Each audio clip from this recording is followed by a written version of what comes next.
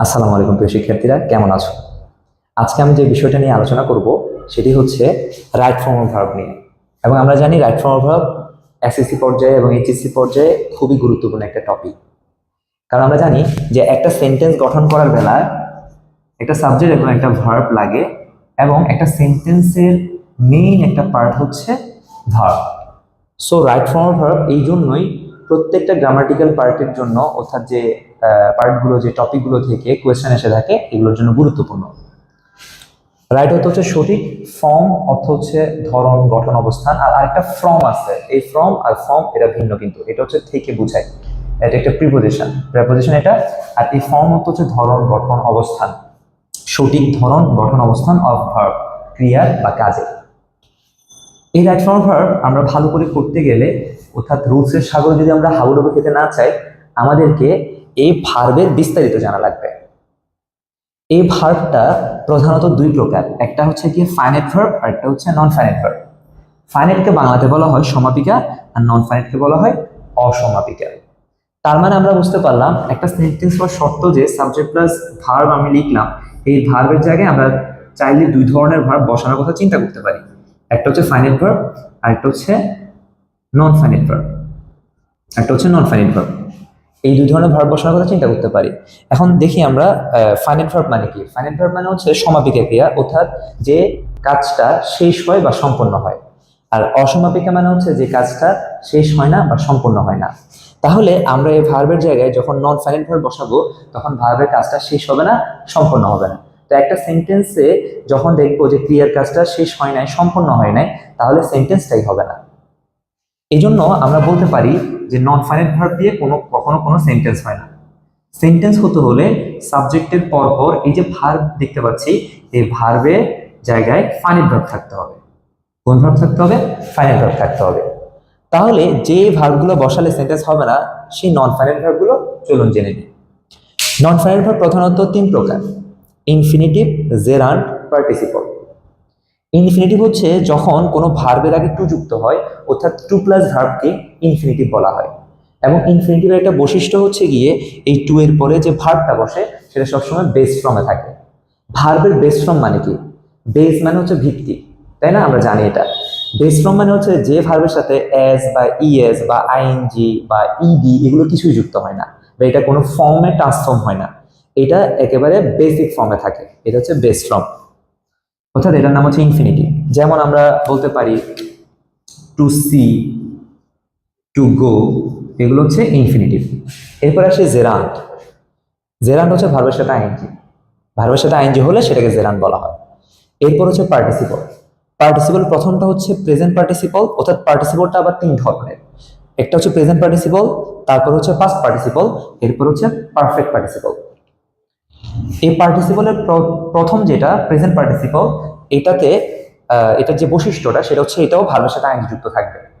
তাহলে জিরান্ডো ভার্বের সাথে আইএনজি, প্রেজেন্ট পার্টিসিপল ভার্বের সাথে আইএনজি।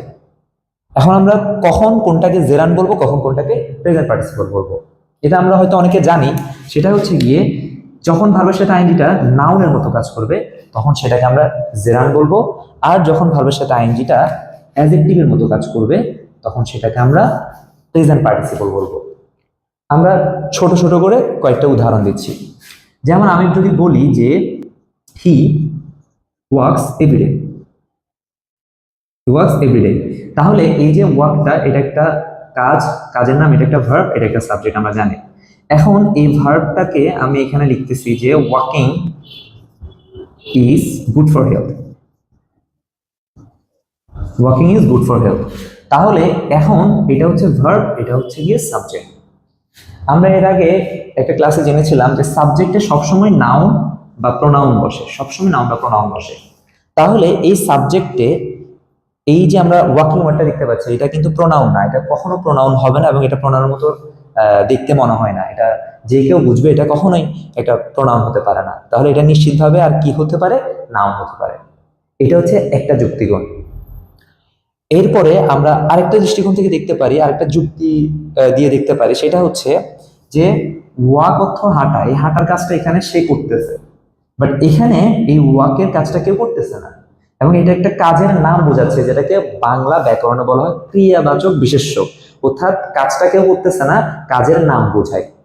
তো আমরা এখানে দেখতে পাচ্ছি হাঁটা ইজ গুড ফর হেলথ, এটা স্বাস্থ্যের জন্য উপকারী, নর্মালি লিখলাম। তাহলে এই ভার্বের সাথে আইএনজিটা কিসের কাজ করলো? নাউনের কাজ করলো। কিসের কাজ করলো? নাউনের কাজ করলো। তো এটা যেহেতু নাউনের কাজ করলো, এটা হচ্ছে একটা জেরার। এরপরে ধরো আমি লিখলাম যে I saw a moving fan. Moving fan, আমি একটা মুভিং ফ্যান দেখলাম। এই ফ্যানের কিন্তু আবার দুইটা অর্থ, একটা হচ্ছে যেটা সেলিব্রিটিদের পেছনে ঘুরে ওই ফ্যানটা, আর আরেকটা ফ্যান হচ্ছে গিয়ে আমাদের মাথার উপরে ঘুরে। এই ফ্যানটা একটা হচ্ছে ম্যাটেরিয়াল নাউন, অর্থাৎ বস্তুবাচক একটা নাম এটা। তো নাউন বা প্রোনাউনকে যে ওয়ার্ডটা বিশ্লেষণ করবে তাকে আমরা অ্যাডজেক্টিভ বলি। তাহলে আমরা প্রশ্ন করছি যে কেমন ফ্যান দেখেছি, একটা মুভিং ফ্যান দেখেছি, তাহলে এটা একটা অ্যাডজেক্টিভ। এটা একটা কি? অ্যাডজেক্টিভ। তাহলে যে ভার্বের সাথে আইএনজিটা একটা অ্যাডজেক্টিভের মতো কাজ করতেছে তাকে আমরা বলবো প্রেজেন্ট পার্টিসিপল। এবং আমরা এটা জানি যে মুভ ওয়ার্ডটা একটা ভার্ব। মুভ অর্থ নড়াচড়া করা বা আর অনেক ধরনের অর্থ হয়, মুভের সাথে আইএনজি হয়ে মুভিং হয়েছে, এটা আমরা জানি। এই হচ্ছে বিষয়। এবার আসি past participle form. Past participle ফর্মটা হচ্ছে গিয়ে আমরা স্ট্রং বা উইক ভার্ব পড়েছি, present form, past form, past participle form. আমি দেখাচ্ছি। স্ট্রং ভার্ব, উইক ভার্ব আমরা পড়েছিলাম ছোটবেলা থেকে, সেটা হচ্ছে present form, past form, past participle form. Present, past, past participle. এই প্রেজেন্ট ফর্মকে অনেকে V1 বলে, পাস্ট ফর্মকে V2 বলে, পাস্ট পার্টিসিপল ফর্মকে V3 বলে, অথবা ভার্বের পাস্ট পার্টিসিপল ফর্ম এভাবে সংক্ষেপে লিখি। এগুলো কোনগুলো মনে আছে? আমরা পড়ছিলাম যে do, did, done, go, went, gone, হ্যাঁ, তারপর হচ্ছে ওয়াক, ওয়াকড, ওয়াকড, এভাবে করে আমরা পড়েছিলাম। তো এখানে যেটা প্রেজেন্ট ফর্ম সেটা হচ্ছে প্রেজেন্ট ইনফিনিটিভের বেলায় ইউজ করা হয়, যেটা পাস্ট ফর্ম সেটা হচ্ছে যে পাস্ট ইনফিনিটিভের বেলায় ব্যবহার করা হয় টেন্সের বেলায়। এরপরে পাস্ট পার্টিসিপল ফর্ম যেটা দেখতে পাচ্ছি, এটা মূলত এই নন ফাইনাইট ভার্বের যে পাস্ট পার্টিসিপল ফর্ম সেটার যে প্রকারভেদ যেটা আমরা এখানে দেখতে পাচ্ছি সেটাই হচ্ছে যে আমরা পড়তাম। অর্থাৎ আমি যদি বলি যে আই ডু দ্য ওয়ার্ক তাহলে সেন্টেন্স হবে, আমি যদি বলি যে আই ডিড দ্য ওয়ার্ক তাহলে সেন্টেন্স হবে, কিন্তু আমি যদি বলি যে আই ডান দ্য ওয়ার্ক সেটা কিন্তু সেন্টেন্স হয় নাই, সেটা বাক্য হয় নাই। কারণ সাবজেক্টের পরে আমি যদি ডান বসাই, এটা হচ্ছে ভার্বের পাস্ট পার্টিসিপল ফর্ম, আর ভার্বের পাস্ট পার্টিসিপল ফর্ম হচ্ছে একটা নন ফাইনাইট ভার্ব, আর নন ফাইনাইট ভার্ব দিয়ে সেন্টেন্স কখনো হয় না, আমাদেরকে ফাইনাইট ভার্ব ইউজ করতে হবে। তাহলে আমরা বুঝলাম ব্যাপারটা। এবার হচ্ছে পারফেক্ট পার্টিসিপল। পারফেক্ট পার্টিসিপল হচ্ছে গিয়ে হ্যাভিং এর পরে ভার্বের পাস্ট পার্টিসিপল ফর্ম থাকলে সেটাকে পারফেক্ট পার্টিসিপল বলে। এটা জাস্ট একটা স্ট্রাকচার, অর্থাৎ হ্যাভিং এরপরে ভার্বের পাস্ট পার্টিসিপল ফর্ম, এই পুরোটা স্ট্রাকচারকে বলা হয় পারফেক্ট পার্টিসিপল। শুধু তাই নয়, আপনাদের সামনে যদি খাতা থাকে এটা লিখে রাখুন, হ্যাভিং, হ্যাভ, হ্যাজ, হ্যাড, এটা যাই আসুক না কেন এগুলোর পরে সবসময় ভার্বের পাস্ট পার্টিসিপল ফর্ম হবে। যেখানে আমরা দেখি না কেন এটা ভার্বের পাস্ট পার্টিসিপল ফর্মটা আমরা দেখতে পাবো।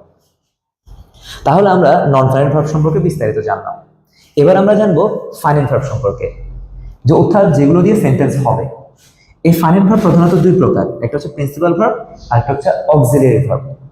এই প্রিন্সিপাল কিন্তু আবার দুইটা ওয়ার্ড আছে, একটা হচ্ছে PRINCIPLE প্রিন্সিপাল, আর এটা হচ্ছে প্রিন্সিপাল। এই প্রিন্সিপাল মানে হচ্ছে আমরা যে অধ্যক্ষ যাদেরকে বলি বা প্রধান যাদেরকে বলি, এটা হচ্ছে প্রিন্সিপাল। এটাকে অনেকে মেইন ভার্ব বলে এই জন্য। আর এটা হচ্ছে অক্সিলিয়ারি ভার্ব, অর্থাৎ সাহায্যকারী ভার্ব। এটা কাকে সাহায্য করে? এটা মূলত এই ভার্বগুলোকে সাহায্য করে থাকে, এবং এটা তার সাথে সাথে প্রিন্সিপাল ভার্বকে সাহায্য করে থাকে। যেমন আমি তখন বলেছিলাম আই ডান দ্য ওয়ার্ক বললে কিন্তু হবে না, কিন্তু আপনি যদি এই অক্সিলিয়ারি ভার্বের মধ্যে থেকে এই একটা ভার্ব নিয়ে দেন যে I have done the work, তাহলে সেন্টেন্সটা হয়ে যাবে। এই হচ্ছে বিষয়। তো মোট কথা হচ্ছে অক্সিলিয়ারি ভার্ব সাহায্যকারী ভার্ব, আর প্রিন্সিপাল ভার্ব হচ্ছে এটা হচ্ছে প্রধান ভার্ব যেটাকে বলে। প্রথমে আমি বলি যে প্রিন্সিপাল ভার্ব কি।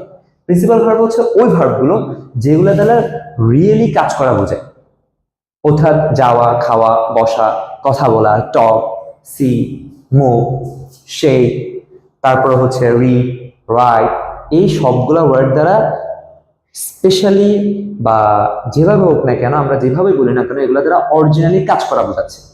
তো এগুলো যার দ্বারা যে কাজ করা বোঝানোর কারণে এগুলো হচ্ছে গিয়ে প্রিন্সিপাল ভার্ব বা মেইন ভার্ব বলা হয় এগুলোকে। আর যেটা অক্সিলারি ভার্ব সেগুলো কি, সেগুলো হচ্ছে প্রধানত দুই ভাগে বিভক্ত, একটা হচ্ছে প্রাইমারি অক্সিলারি আর একটা হচ্ছে মডেল অক্সিলারি। প্রাইমারি অক্সিলারি কোনগুলো? প্রাইমারি অক্সিলারি হচ্ছে am, is, are, was, were, have, has, had, do, did, does। তো এগুলোকে আবার অনেকে আলাদা আলাদা করে ভাগ করে। am, is, are, was, were কে বলা হয় টু বি ভার্ব।